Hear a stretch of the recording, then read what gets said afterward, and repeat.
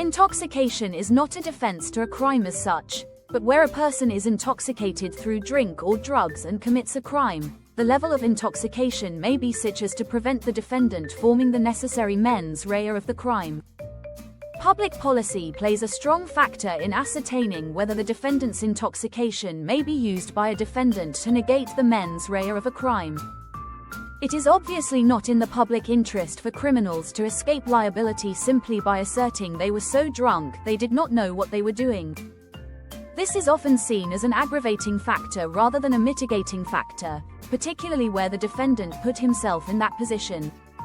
The law has formulated various rules of uncertain ambit in seeking to strike the balance between, on the one hand, imposing criminal liability on a party who did not have the mental element of the crime, and on the other, protecting the public from those who deliberately put themselves in a position where they are unable to control their actions. For this reason, the law draws a distinction between voluntary intoxication and involuntary intoxication.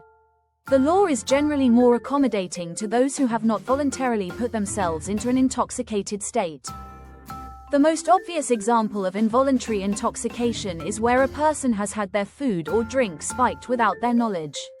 However, it may also cover where a particular drug has an unexpected result to that anticipated.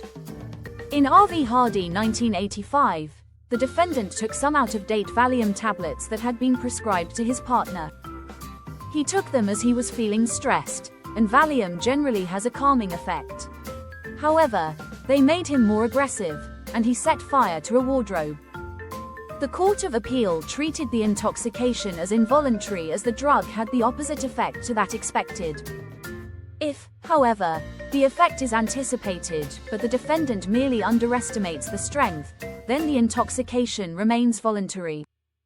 This was recognized in R.V. Allen 1988, where the defendant drank some homemade wine before committing a sexual assault.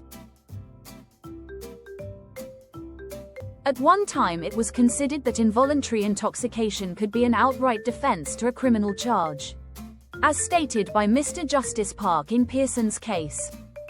However, in the case of R.V. Kingston, the House of Lords held there was no such defense, even where the defendant had been deliberately drugged as a part of a plot to blackmail him. It was established that only where the defendant could be shown to lack the mens rea of the offense due to his intoxicated state could he escape criminal sanction. Thus, where drink or drug removes the inhibitions of the defendants so that they may do things which they would not do when they are sober, they nevertheless often have the mens rea of the crime. The law will not excuse this behavior even where the defendant had been drugged by the fraud of another. Where the defendant has voluntarily put themselves in the position of being intoxicated to the extent that they are not capable of forming the mental element of the crime, the law is less forgiving. The law draws a distinction between crimes of basic intent and crimes of specific intent. This distinction was drawn in DPP v. Beard and affirmed in DPP v. Majewski. The use of the terms basic intent and specific intent has caused confusion, not least because there has been conflicting dicta as to the meaning of these terms. In DPP v. Majewski, Lord Elwyn Jones suggested crimes requiring intention were specific intent crimes, whereas crimes for which recklessness would suffice were basic intent. Whereas Lord Edmund Davis and Lord Wilberforce in MPC v. Caldwell thought that the offence of arson, being reckless as to whether life was endangered, was a specific intent crime, despite the fact that it can be committed recklessly, because the state of mind went to an ulterior or purposive element of the offence, rather than to the basic element of causing damage by fire. No explanation of the terms is entirely satisfactory and do not accurately cover the offences which have been categorized as either basic intent crimes or specific intent crimes. This was most noticeable in R.V. Heard, 2007, where sexual assault was treated as a crime of basic intent, despite the fact that it can only be committed intentionally. Lord Justice Hughes stated, "No universally logical test for distinguishing between crimes in which voluntary intoxication can be advanced as a defense and those in which it cannot. There is a large element of policy. Categorization is achieved on an offense-by-offense basis." Crimes which have been categorized as being specific intent crimes include murder R.V. Lipman 1970 and Section 18 GBH and wounding R.V. Brown and Stratton 1997. Where a crime is categorized as being one of specific intent, the defendant is allowed to rely on their intoxication to demonstrate that they lack the mens rea of the offense. This is subject to the caveat that a drunken intent is nevertheless an intent as set out in R.V. Sheehan and Moore, 1975. Also the principle of Dutch courage. Crimes which have been categorized as crimes of basic intent include assault, battery, ABH and Section 20 GBH and wounding DPP versus Majewski 1977, sexual assault R.V. Heard 2007, rape R.V. Woods 1982, taking a conveyance without consent R.V. McPherson 1973, allowing a dangerous dog to be unmuzzled in public DPP versus Kellett 1994. Where a defendant's intoxication is voluntary and the crime is one of basic intent, the defendant is not permitted to rely on their intoxicated state to indicate that they lack the mens rea of the crime. Where a person forms the intention to commit a crime and then drinks in order to enable them to carry out the crime, they cannot then claim the intoxication prevented them from forming the mens rea. In Attorney General for N.I. versus Gallagher 1963, the defendant wished to kill his wife. He went out and brought a bottle of whiskey and a knife.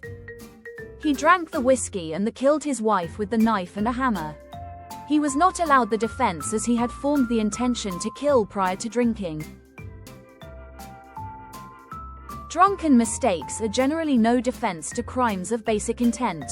In R.V. Fotheringham, 1989, the appellant had been out drinking. On his return home, he climbed into bed with the 14-year-old babysitter who was sleeping in the matrimonial bed. He started to have sexual intercourse with her in the mistaken belief that it was his wife. His conviction for rape was upheld. Rape is a crime of basic intent and therefore his drunken mistake could not be relied on in his defense. However, where a statute provides a limited defense based on a genuine belief, the mistake may be relied on even where the mistake was induced by voluntary intoxication. This was seen in Jagged v. Dickinson 1981. The appellant had been out drinking for the evening and became stranded with no money or lift home. She went to a friend's house and knocked on the door. There was no answer, so believing her friend would consent in the circumstances, she broke into the house. In fact, the house did not belong to her friend. She was not liable as although her mistake was induced by intoxication, it was a genuine belief as required under Section 5 of the Criminal Damage Act 1971. Where a defendant is laboring under a mistaken belief that they are under attack and acting in self-defense, they cannot rely on such mistaken belief where it was induced by voluntary intoxication. This applies to crimes of both basic intent and specific intent.